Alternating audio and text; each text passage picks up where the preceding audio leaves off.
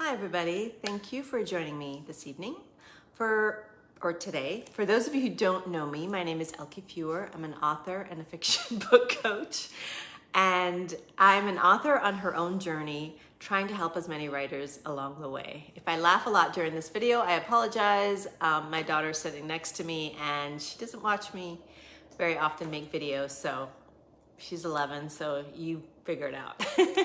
All right, so the topic for tonight, as I mentioned in this Q&A session, is really talking about book descriptions, and I'm going to share with you some of the tips that either I've used myself in the past or that I'm looking to use this coming before the end of the year or in the beginning of next year to try to really level up my books.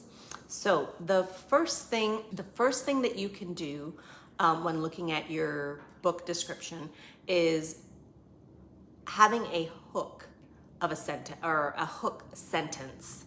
There's a technical phrase for it. I can't think what it is at the moment. And that is something that's going to go bold and highlight right at the top of your, within Amazon or whatever site you're uploading it to, at the top. So that's the first thing that they see when they're looking at your book to find out what it's about. And that's just something that's going to hook them and grab them and think, ooh, I want to learn more. One tip that I learned from my book coach recently is that don't leave any white space between your hook and your actual book description, which I didn't know, and I just learned that, because what you want to do is try to squeeze as much as you can into that first screen that they're going to see, whether they're looking on their phones or they're looking on their computers, because if you don't catch them in that one part, then a lot of times people aren't going to click that show more button. So you want to try to get as much about your book in as possible in that first paragraph. What I also recommend you doing is making sure to look at other books in your genres and how they put together their book description. Because I find for me to say, you know, you should do it exactly this way, it's difficult because every genre is slightly different. And that's one of the things that I learned in doing the research for my own books, is that each genre is, and even some of the subgenres and how the book description is structured, is slightly different. And that's why it's really important to learn about the other books that are similar to yours so that you can get an idea, especially those that are doing really well, so you can get an idea of what is working and what about their book description is making people want to buy. Now, another tip that I learned from my book coach recently is about book tropes. Now, this isn't true necessarily for all books, because when I did a little bit of research for myself for my own book and some other books that are authors that are similar to mine, I didn't see tropes on their their book descriptions. However, these are authors that are like really popular and they don't need to include their tropes necessarily because they're well established. However, a book trope is basically, for those of you who don't know, is telling the readers a little bit about what the book is about. Is it a happily ever after? Is it suspense, romance? Is it a friends to enemy? And in saying that, I also recommend learning the tropes of your genre, because there's a lot.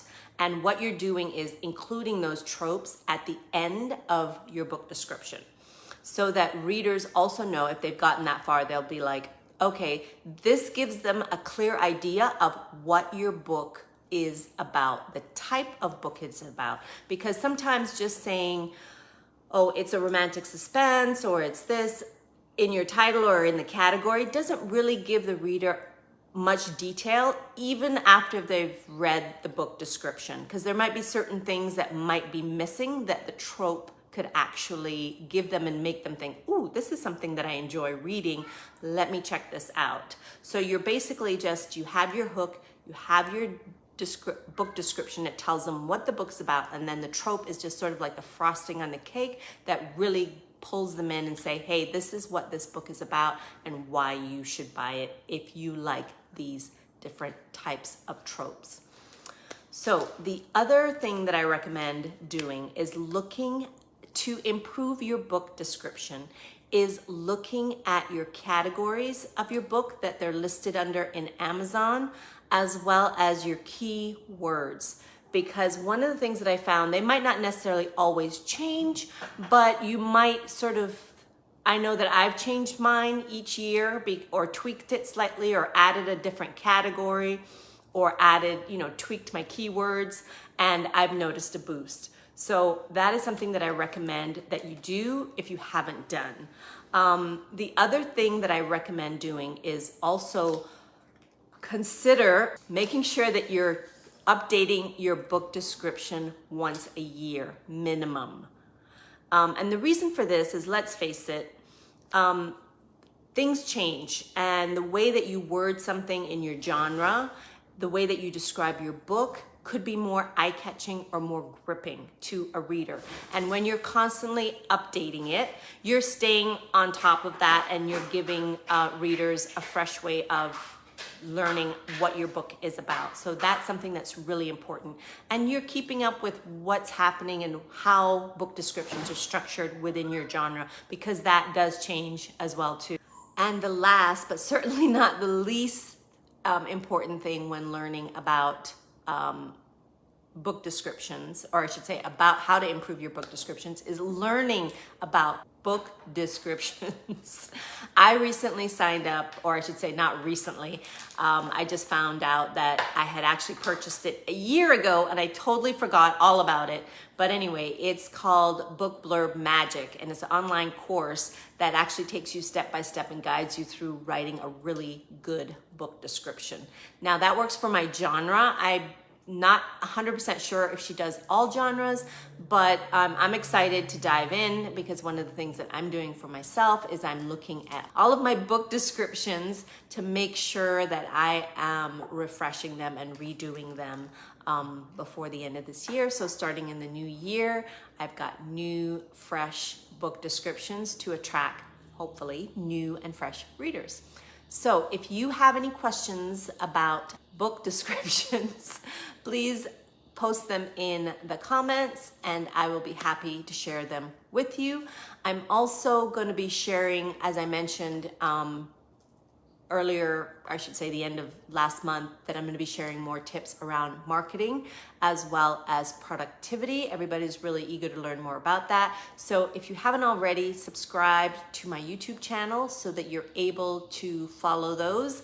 I'm going to be using the hashtag marketing tips and productivity tips within my Facebook group as well too, so that you can find those by just clicking on the hashtag, and you can find the videos easily that are specific to a topic that you want to learn or that you're just really interested in to help to improve your writing or your writing life in some way.